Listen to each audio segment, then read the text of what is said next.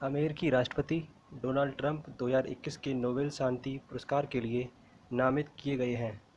उनको ये पुरस्कार इजरायल संयुक्त अरब अमीरात शांति समझौते में उनकी भूमिका के लिए मिला है।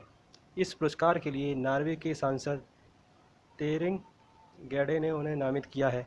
इस समझौते में ट्रंप की भूमिका अहम थी क्योंकि मध्यस्थता के चलते दोनों देशों के बीच समझौता हो पाया था। इजरायल और यूएई के बीच 13 अगस्त को इस समझौते का ऐलान हुआ था।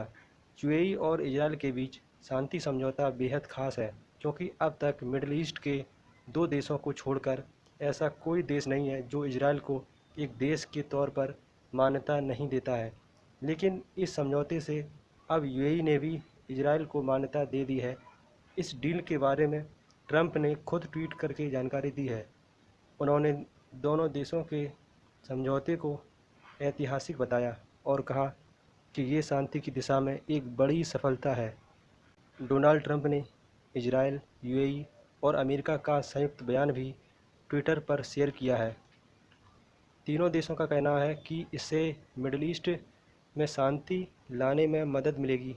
इसमें यह भी कहा गया है कि इजरायल और यूएई के बीच संबंधों की पूर्ण रूप से सामान्य बनाने पर सहमति जताएंगे। जैसे ही ये समझौता हुआ तो गाज़ा में विरोध शुरू हो गया। 1948 में इजरायल बनने के बाद से ये तीसरा अरब इजरायल शांति समझौता है।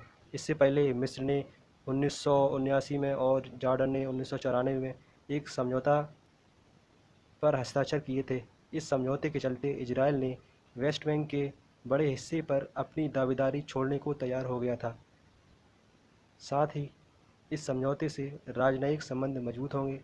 ये समझा जा रहा है कि राष्ट्रपति ट्रंप की एक राजनयिक जीत है क्योंकि ऐसे समय में उनके लिए नवंबर जो राष्ट्रपति चुनाव है उसमें आसान नहीं दिख रहा है।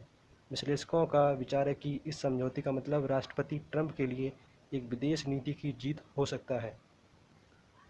ये है एंड इस वीडियो का। Thanks for listening. God bless you all.